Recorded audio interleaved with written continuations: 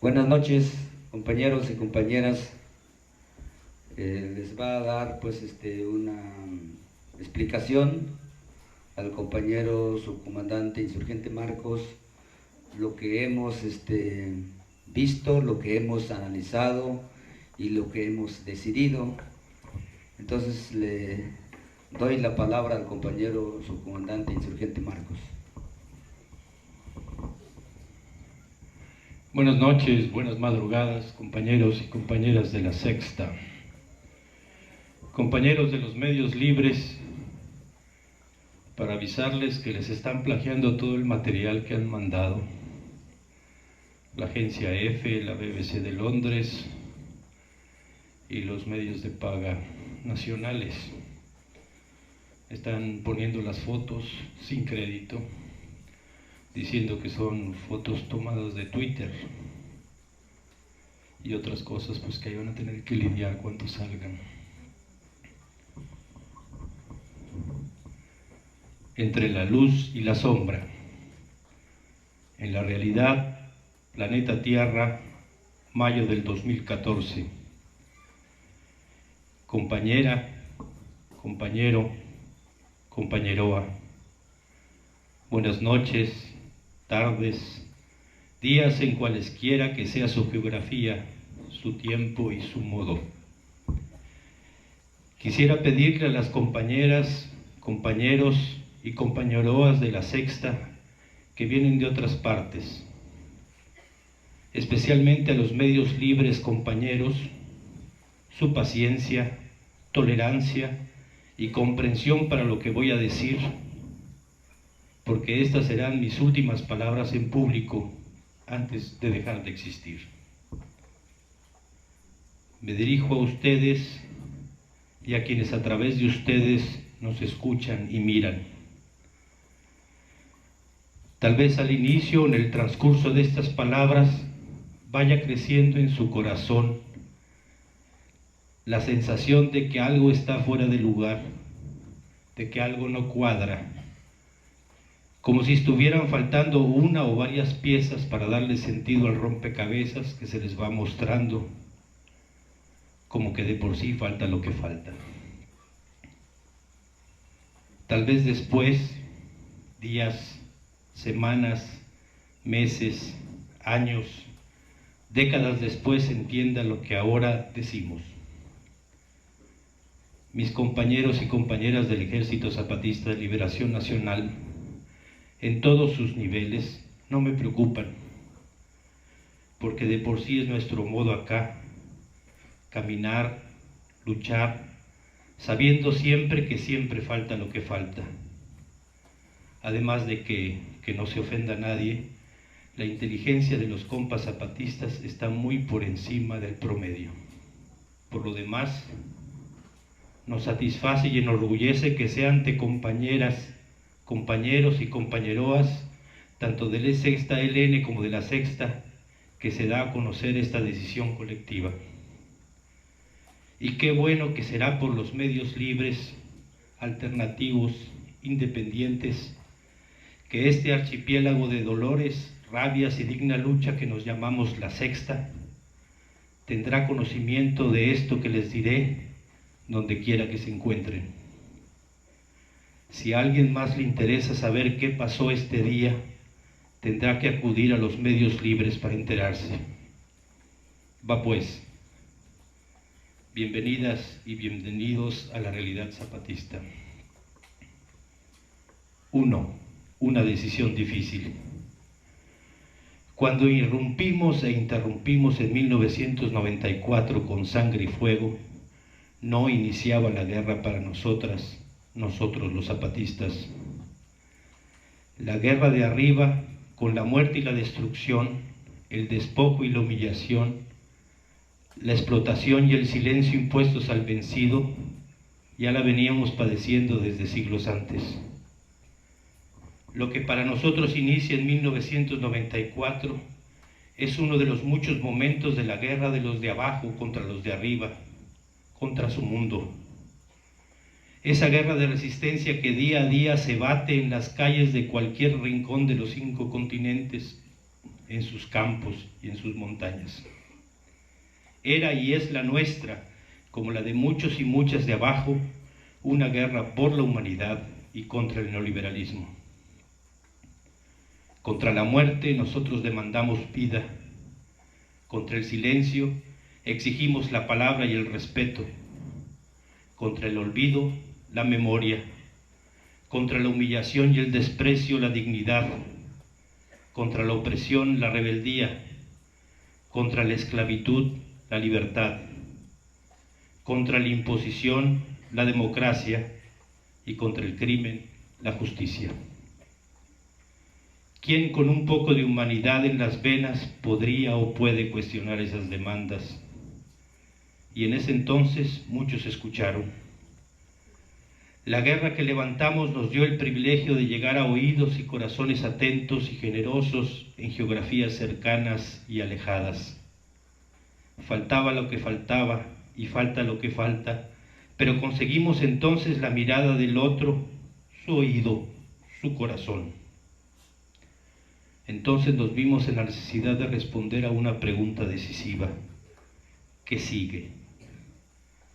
En las tétricas cuentas de la víspera no entraba la posibilidad de plantearnos pregunta alguna, así que esa pregunta nos llevó a otras.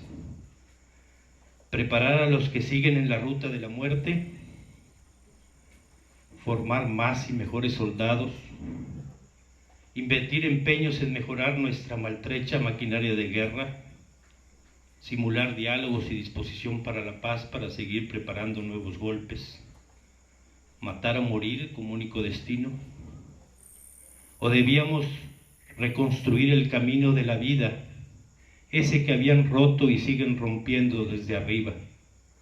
El camino no solo de los pueblos originarios, también de trabajadores, estudiantes, maestros, jóvenes, campesinos, además de todas las diferencias que se celebran arriba y abajo se persiguen y se castigan.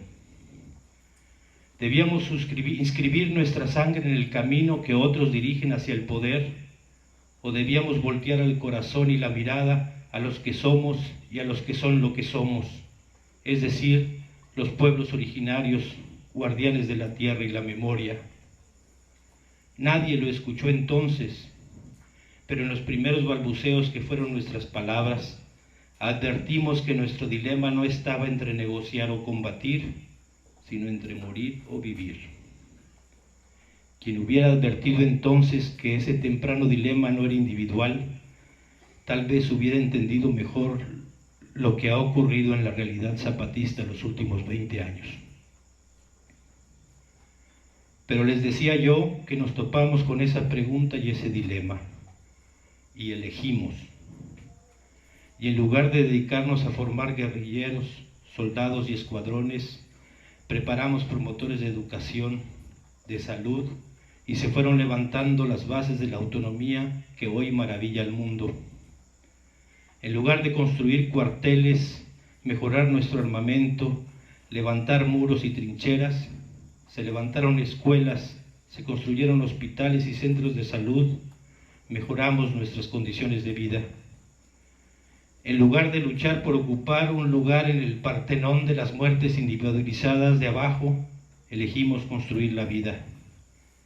Esto en medio de una guerra que no por sorda era menos letal. Porque, compas, una cosa es gritar no están solos, y otra enfrentar solo con el cuerpo una columna blindada de tropas federales, como ocurrió en la zona de los Altos de Chiapas. Y a ver si hay suerte y alguien se entera, y a ver si hay un poco más de suerte y el que se entera se indigna, y a ver si hay otro poco más de suerte y el que se indigna hace algo. En el entretanto, las tanquetas son frenadas por las mujeres zapatistas, y a falta de parque fue con mentadas de madre y piedras que la serpiente de acero tuvo que echarse para atrás. Y en la zona norte de Chiapas, padecer el nacimiento y desarrollo de las guardias blancas, recicladas entonces como paramilitares, y en la zona Xochitl, las agresiones continuas de organizaciones campesinas que de independientes a veces ni el nombre tienen, y en las zonas selvas el tal, la combinación de paramilitares y contras.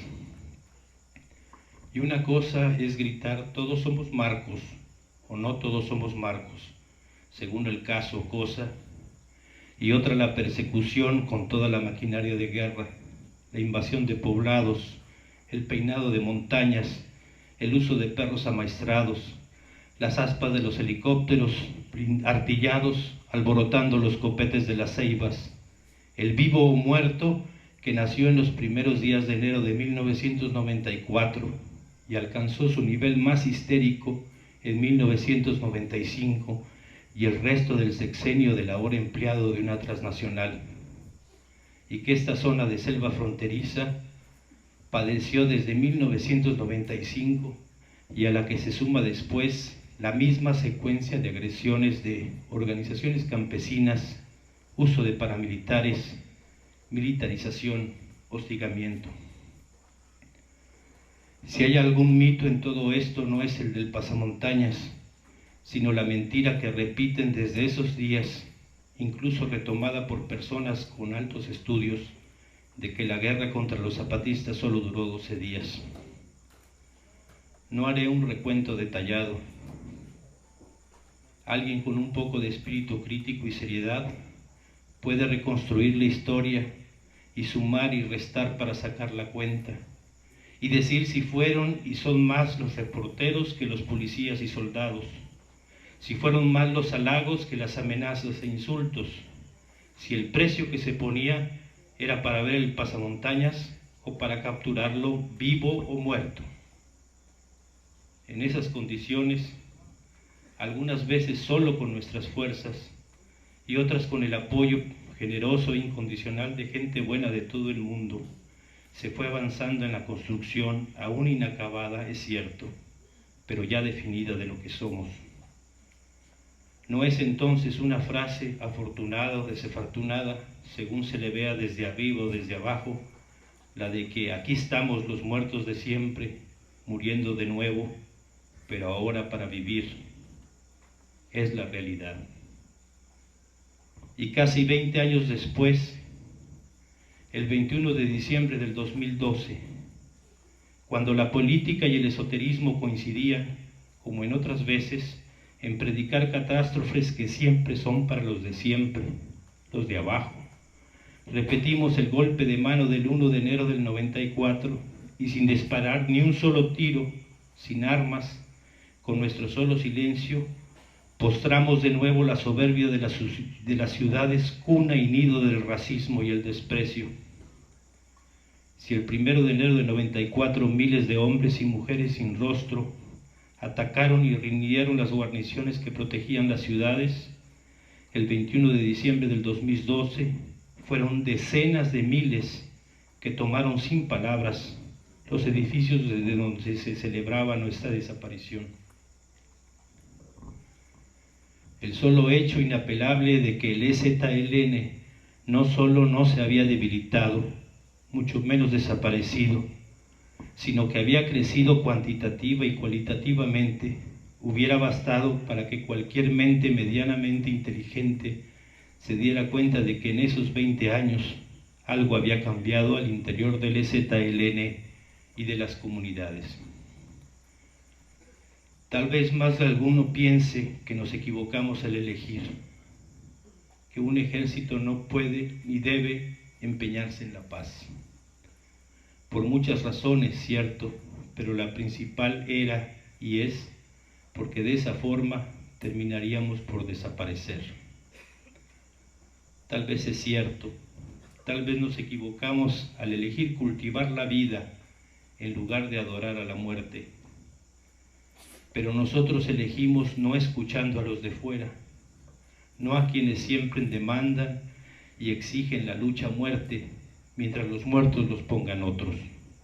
No, elegimos mirándonos y escuchándonos, siendo el botán colectivo que somos. Elegimos la rebeldía, es decir, la vida. Eso no quiere decir que no supiéramos que la guerra de arriba trataría y trata de imponer de nuevo su dominio sobre nosotros.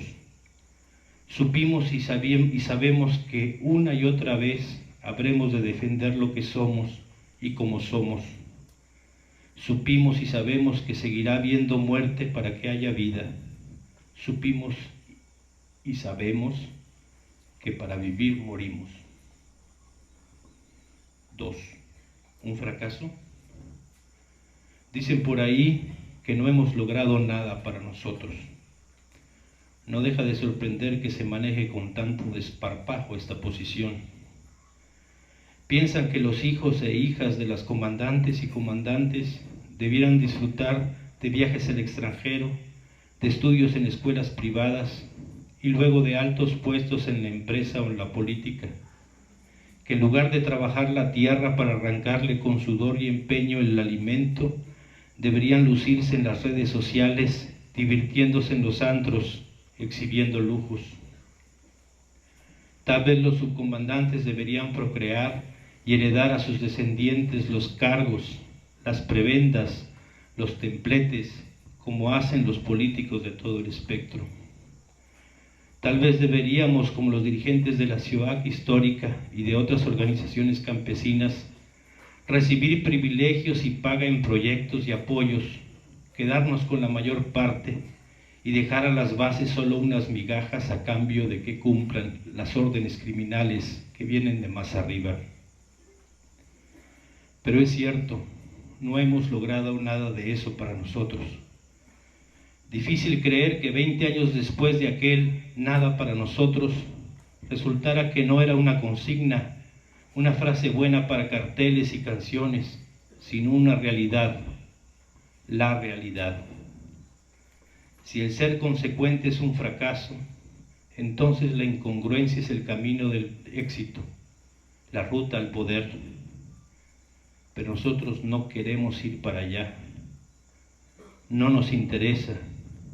En esos parámetros preferimos fracasar que triunfar. 3. El relevo. En estos 20 años ha habido un relevo múltiple y complejo en el EZLN. Algunos han advertido solo el evidente, el generacional. Ahora están haciendo la lucha y dirigiendo la resistencia quienes eran pequeños o no habían nacido al inicio del alzamiento.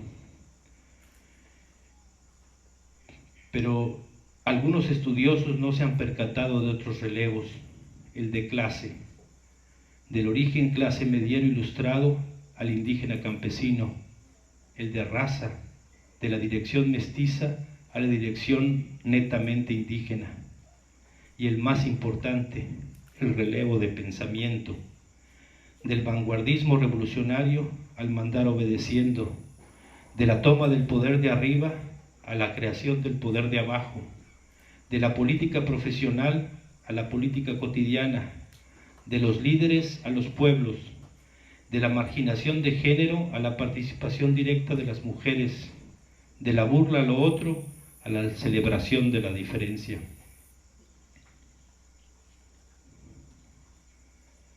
No me extenderé más sobre esto porque ha sido precisamente el curso La libertad según los zapatistas, la oportunidad de constatar si en territorio organizado vale más el personaje que la comunidad.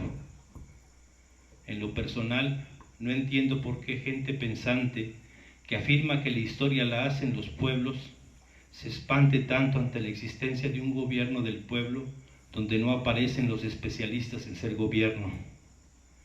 ¿Por qué les da terror el que sean los pueblos los que manden, los que dirijan sus pasos propios? ¿Por qué mueven la cabeza con desaprobación frente al mandar obedeciendo? El culto al individualismo encuentra en el culto al vanguardismo su extremo más fanático. Y ha sido eso precisamente el que los indígenas manden y que ahora un indígena sea el vocero y jefe, lo que los aterra, lo que los aleja, y finalmente se van para seguir buscando a alguien que precise de vanguardias, de caudillos y líderes, porque también hay racismo en la izquierda, sobre todo en la que se pretende revolucionaria. El EZLN no es de esos, por eso no cualquiera puede ser zapatista. 4. Un holograma cambiante y a modo, lo que no será.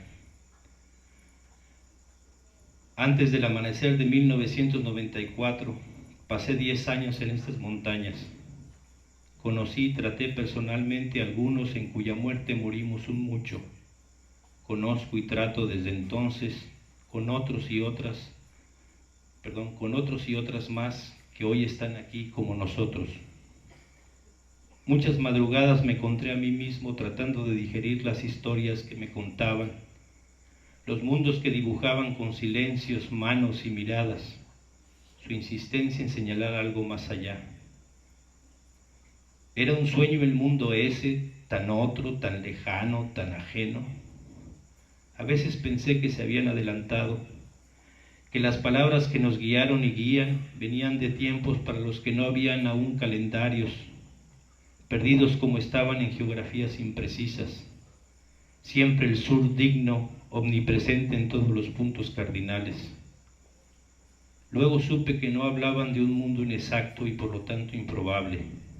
Ese mundo ya andaba en su paso.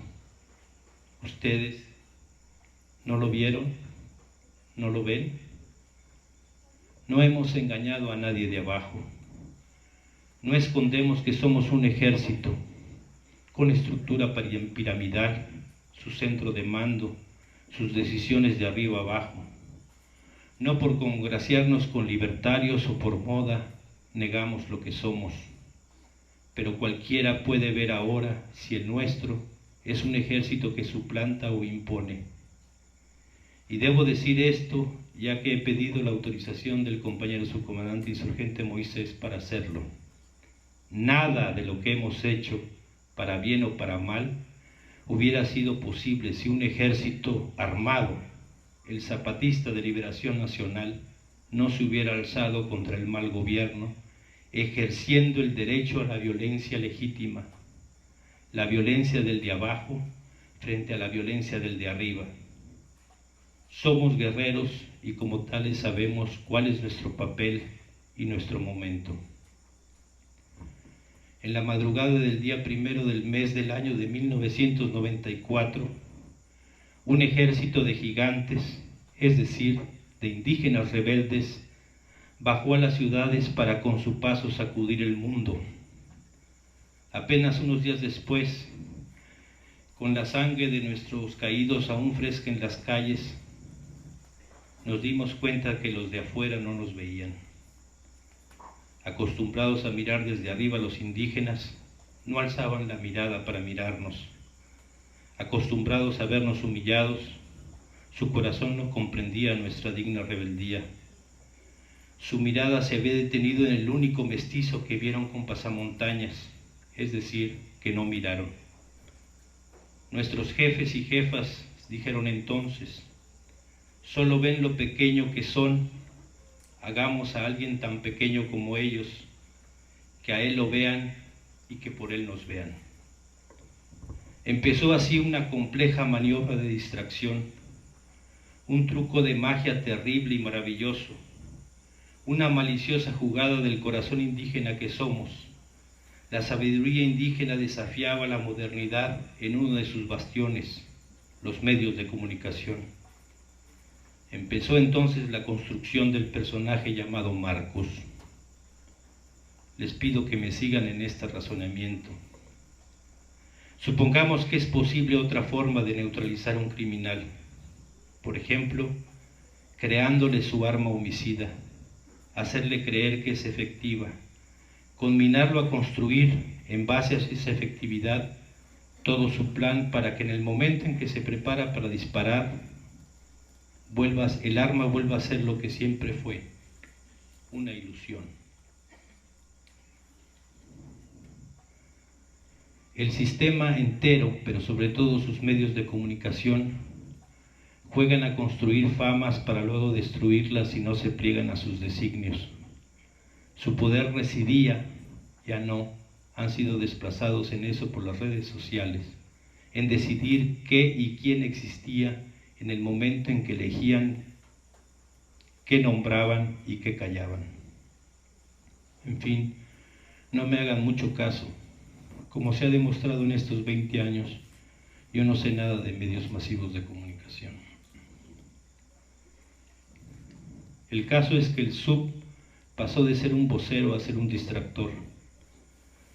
Si el camino de la guerra, es decir, de la muerte, nos había tomado 10 años, el de la vida tomó más tiempo y requirió más esfuerzo, por no hablar de sangre.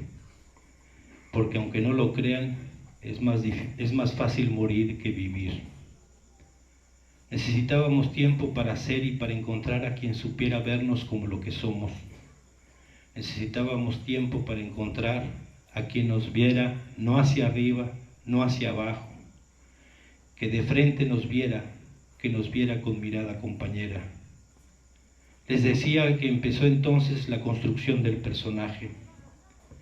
Marcos un día tenía los ojos azules, otro día los tenía verdes, o cafés, o miel, o negros. Todo dependía de quién hiciera la entrevista y tomara la foto.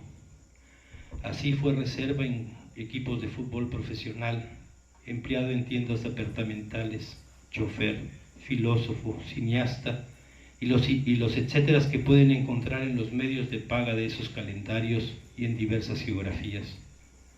Había un Marcos para cada ocasión, es decir, para cada entrevista. Y no fue fácil, créanme. No había entonces Wikipedia. Y si venían del Estado español, tenía que investigar si el corte inglés, por ejemplo, era un corte de traje típico de Inglaterra, una tienda de abarrotes o una tienda departamental. Si me permiten definir a Marcos, el personaje, entonces diría sin titubear que fue una botarga. Digamos que para que me entiendan, Marcos era un medio no libre. Ojo, no es lo mismo que ser un medio de paga. En la construcción y mantenimiento del personaje tuvimos algunos errores. Es de humanos el errar, dijo el herrero. Durante el primer año agotamos, como quien dice, el repertorio de Marcos posibles. Así que para inicios de 1995 estábamos en apuros y el proceso de los pueblos estaba en sus primeros pasos.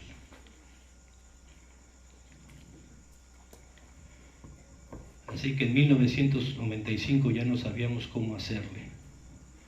Pero entonces es cuando Zedillo, con el pan de la mano, descubre a Marcos con el mismo método científico con que encuentra osamentas, es decir, por delación esotérica.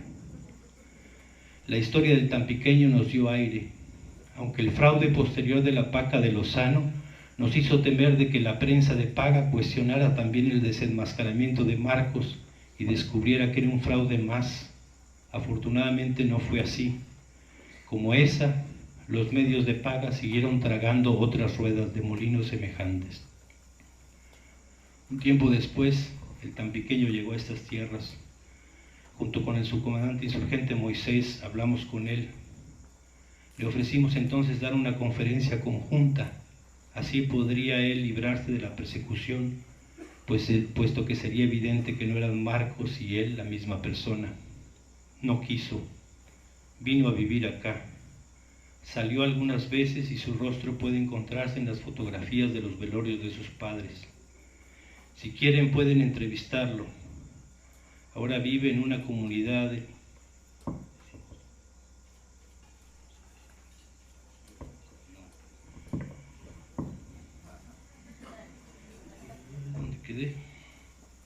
no quiere que sepan dónde mero vive. No diremos nada más para que él, si así lo desea algún día, pueda contar la historia que vivió desde el 9 de febrero de 1995.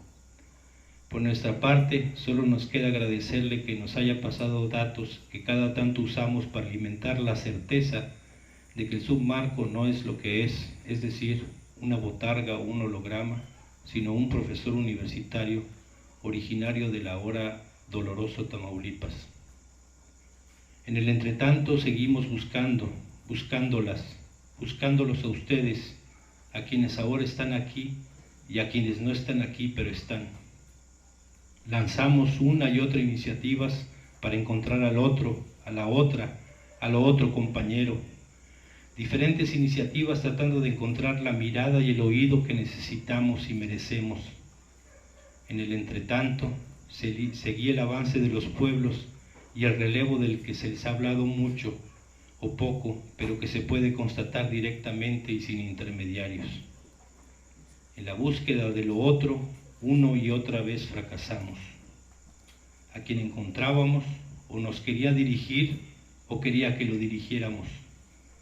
Había quienes se acercaban y lo hacían con el afán de usarnos o para mirar hacia atrás, sea con la nostalgia antropológica, sea con la nostalgia militante. Así que para unos éramos comunistas, para otros trotskistas, para otros anarquistas, para otros maoístas, para otros milenaristas, y ahí les dejo varios istas para que pongan lo que sea de su conocimiento.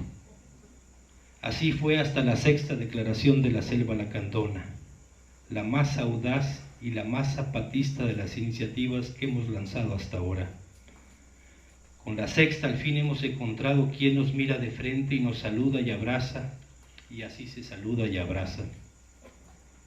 Con la 6ª al fin los encontramos a ustedes.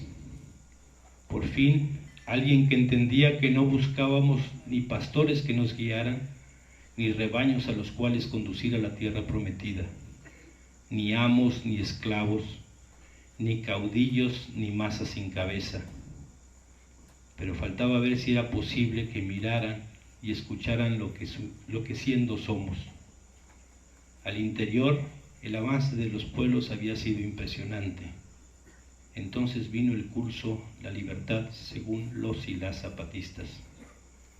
En 3 vueltas nos dimos cuenta de que ya había una generación que podía mirarnos de frente, que podía escucharnos y hablarnos sin esperar guía o liderazgo, ni pretender sumisión o seguimiento. Marcos, el personaje, ya no era necesario. La nueva etapa en la lucha zapatista estaba lista. Pasó entonces lo que pasó, y muchas y muchos de ustedes, compañeras y compañeros de la 6ª, lo conocen de manera directa. Podrán decir luego que lo del personaje fue ocioso, pero una revisión honesta de esos días dirá de cuántas y cuántos voltearon a mirarnos con agrado o desagrado por los desfiguros de una botarga. Así que el relevo de mando no se da por enfermedad o muerte, ni por desplazamiento interno, purga o depuración. Se da lógicamente de acuerdo a los cambios internos que ha tenido y tiene el EZLN. Sé que esto no cuadra con los esquemas cuadrados que en los distintos arriba hay, pero eso la verdad nos tiene sin cuidado. Y si esto arruina la perezosa y pobre elaboración de los rumórlogos y zapatólogos de Jovel, pues ni modos. Ni estoy ni he estado enfermo, ni estoy ni he estado muerto.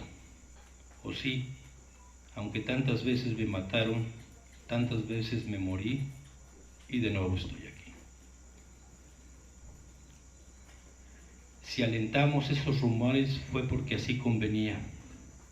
El último gran truco del holograma fue simular enfermedad terminal e incluso todas las muertes que dicen que he padecido. Por cierto, lo de si su salud se lo permite, que el subcomandante insurgente Moisés usó en el comunicado anunciando la confrontación con el CNI, era un equivalente a él, si el público lo pide, si las encuestas me favorecen o si Dios me da licencia, u otros lugares comunes que han sido la muletilla en la clase política en los últimos tiempos.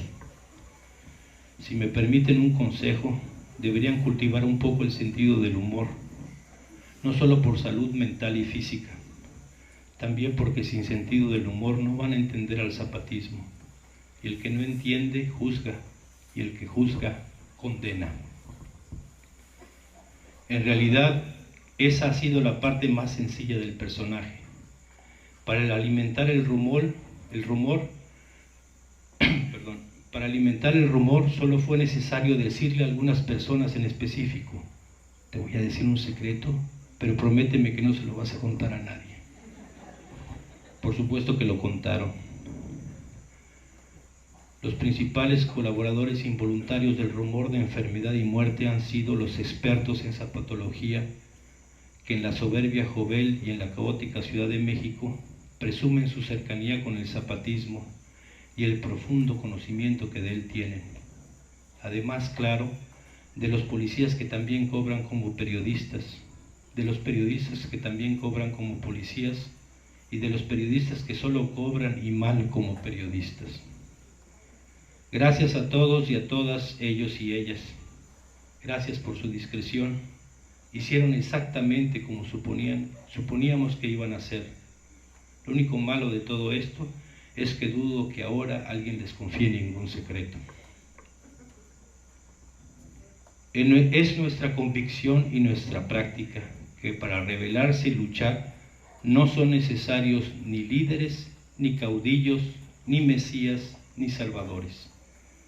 Para luchar solo se necesita un poco de vergüenza, un tanto de dignidad y mucha organización. Lo demás o sirve al colectivo o no sirve. Ha sido particularmente cómico lo que el culto al individuo ha provocado en los politólogos y analistas de arriba. Ayer dijeron que el futuro de este pueblo mexicano dependía de la alianza de dos personalidades. Antier dijeron que Peña Nieto se independizaba de Salinas de Gortari, sin darse cuenta de que entonces si criticaban a Peña Nieto se ponían del lado de Salinas de Gortari y que si criticaban a este último apoyaban a Peña Nieto. Ahora nos dicen que hay que optar por un bando en la lucha de arriba por el control de las telecomunicaciones. Así que o estás con Slim o estás con Azcárraga y Salinas. Y más arriba, o estás con Obama o con Putin. Quienes arriba suspiran y miran pueden seguir buscando su líder. Pueden seguir pensando que ahora sí se van a respetar los resultados electorales, que ahora sí Slim va a apoyar la opción electoral de izquierda, que ahora sí en Game of Thrones van a aparecer los dragones y las batallas, que ahora sí en la serie televisiva The Walking Dead Kidman se va a pegar al cómic, que ahora sí las herramientas hechas en China no se van a quebrar a la primera vuelta, que ahora el fútbol sí va a ser deporte y no negocio. Y sí, puede ser que en algunos de los casos sí le atinen, pero no hay que olvidar que en todos ellos son meros espectadores, es decir, consumidores pasivos. Este parche ya me tiene de 7 meses para sí.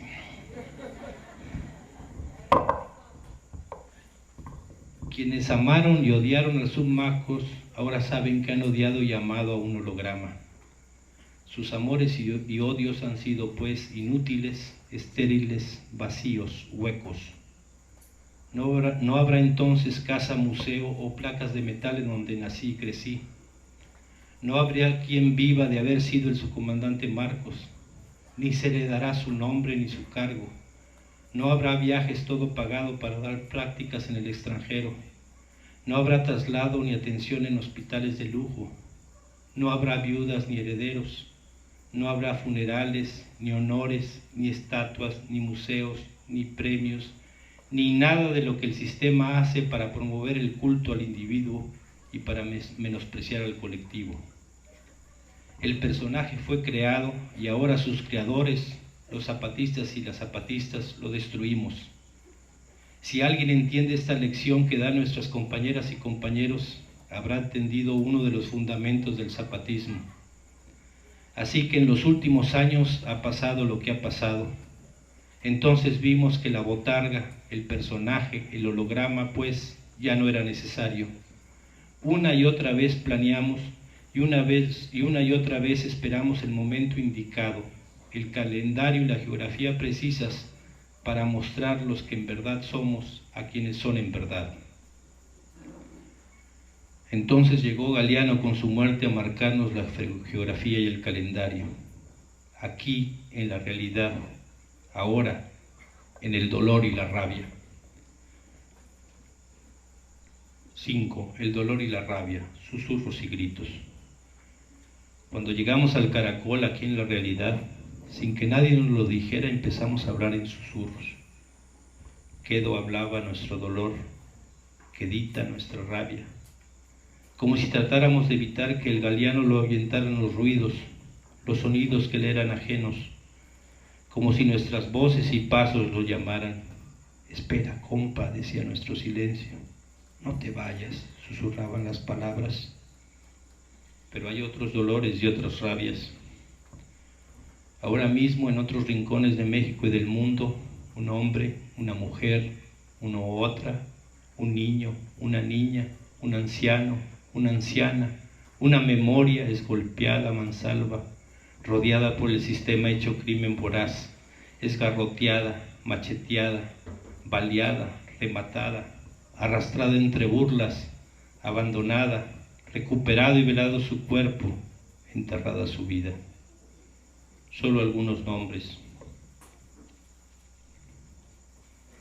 Alexis Benumea, asesinado en el Estado de México.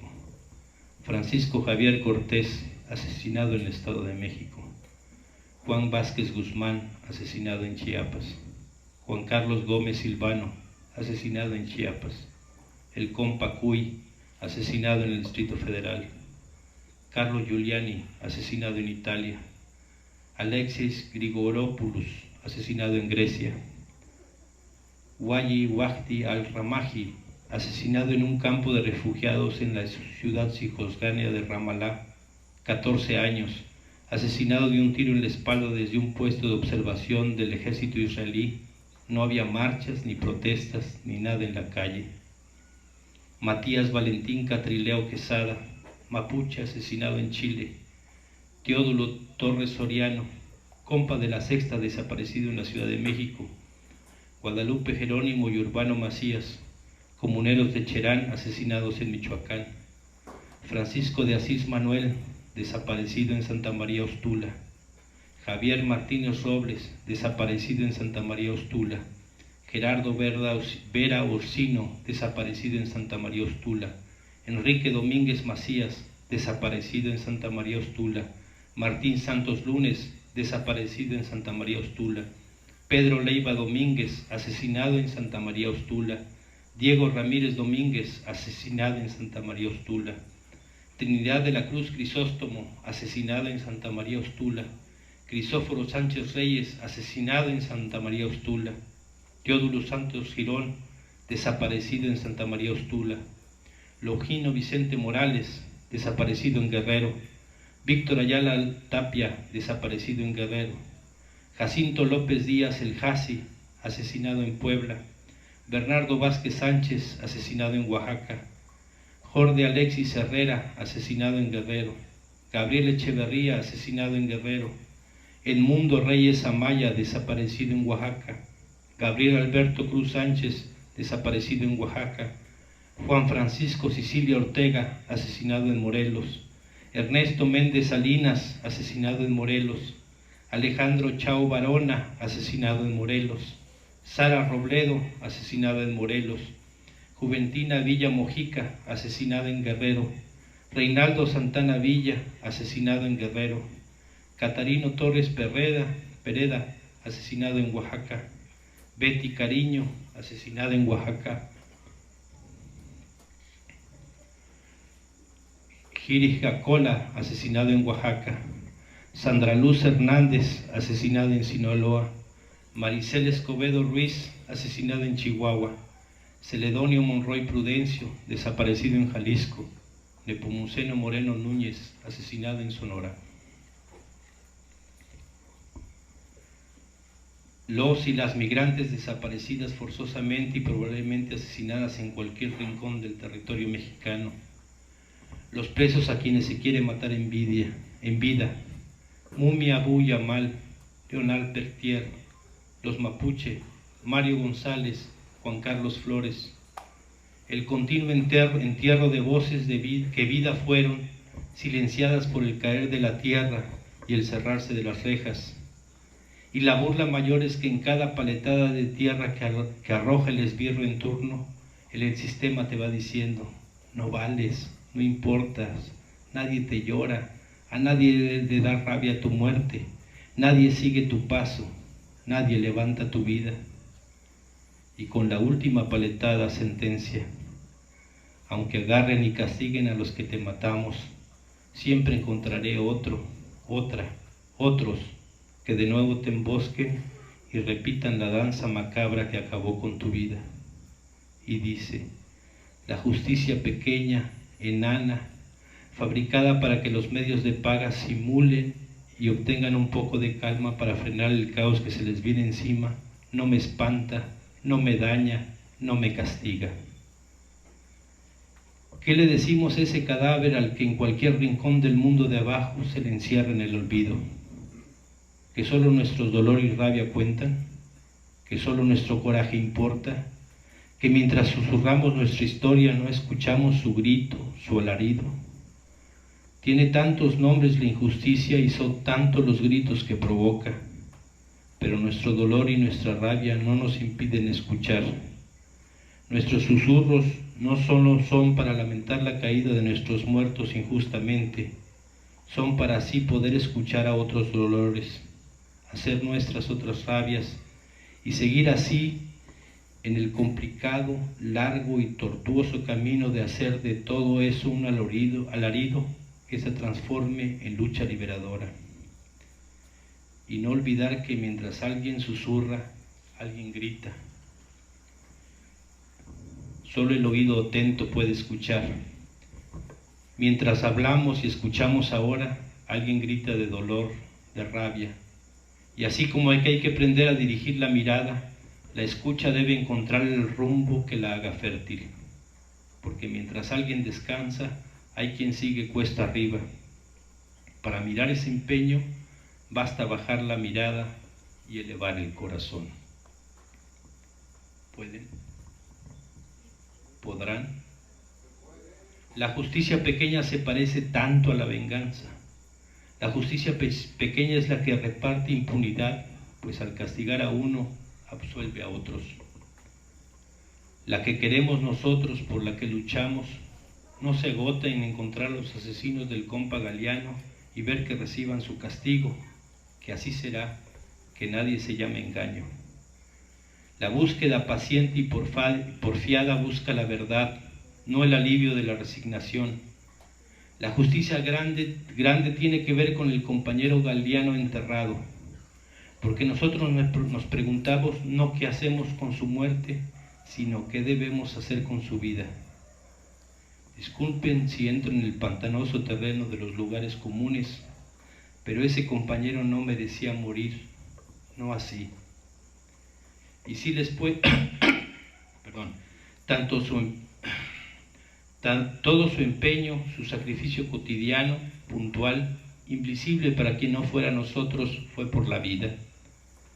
Y sí les puedo decir que fue un ser extraordinario y además, y esto es lo que maravilla, hay miles de compañeras y compañeros como él en las comunidades indígenas zapatistas, con el mismo empeño, idéntico compromiso, igual claridad y un único destino, la libertad. Y haciendo cuentas macabras, si alguien merece la muerte, es quien no existe ni ha existido, como no sea en la fugacidad de los medios de comunicación de paga. Ya nos ha dicho nuestro compañero jefe y vocero del EZLN, el subcomandante insurgente Moisés, que al asesinar a Galiano o a cualquiera de los zapatistas, los de arriba querían asesinar al EZLN, no como ejército, sino como rebelde necio que construye y levanta vida, donde ellos, los de arriba, desean el páramo de las industrias mineras, petroleras, turísticas, la muerte de la tierra y de quienes la habitan y trabajan. Ya ha dicho que hemos venido como Comandancia General del Ejército Zapatista de Liberación Nacional a desenterrar a Galiano. Pensamos que es necesario que uno de nosotros muera para que Galiano viva. Y para que esa impertinente que es la muerte quede satisfecha, en su lugar de Galiano ponemos otro nombre para que Galiano viva y la muerte se lleve no una vida, sino un nombre solamente, unas letras vaciadas de todo sentido, sin historia propia, sin vida. Así que hemos decidido que Marcos deje de existir hoy. Lo llevarán de la mano Sombra el guerrero y Lucecita para que no se pierda en el camino. Don Durito se irá con él, lo mismo que el viejo Antonio. No lo extrañarán las niñas y niños que antes se juntaban para escuchar sus cuentos, pues ya son grandes, ya tienen juicio, ya luchan como el que más por la libertad, la democracia y la justicia, que son la tarea de cualquier zapatista. El gato perro y no un cisne entonará ahora el canto de despedida. Y al final, quienes entiendan, sabrán que no se va quien nunca estuvo, ni muere quien no ha vivido. Y la muerte será engañada por un indígena con el nombre de Galiano en la lucha, y en esas piedras que han colocado en su tumba volverá a andar y a enseñar a quien se deje lo básico del zapatismo, es decir, no venderse, no rendirse, no claudicar.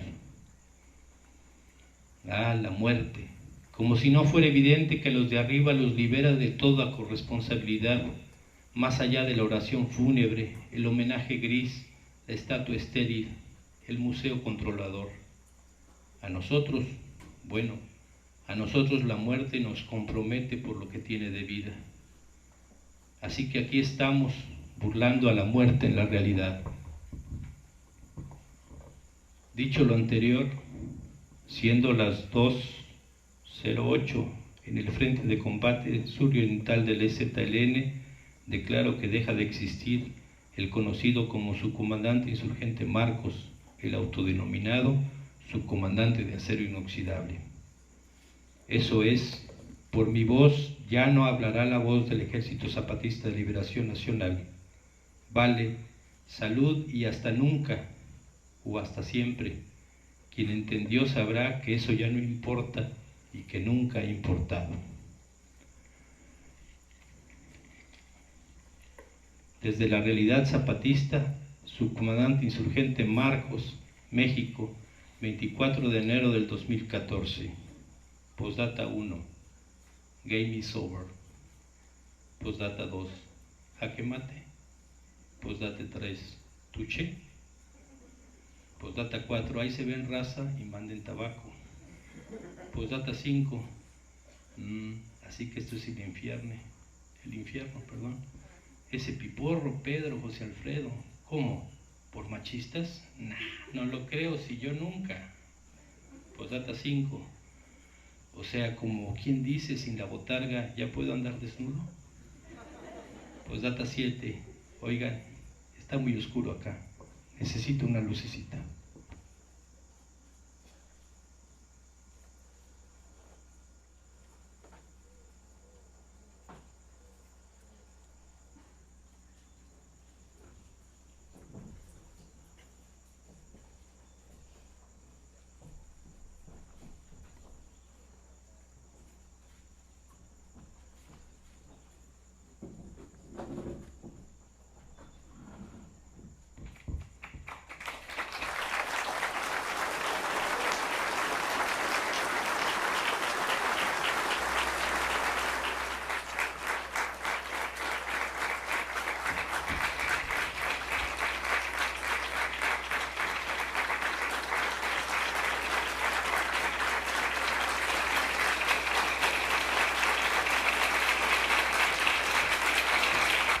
Bueno, compañeros, compañeras, vamos a escuchar la palabra de otro compañero. Buenas madrugadas tengan compañeras y compañeros. Mi nombre es Galiano, subcomandante insurgente Galiano. ¿Alguien más se llama Galiano? Yo me llamo Galiano. Yo me llamo Galiano. Todos somos Galianos.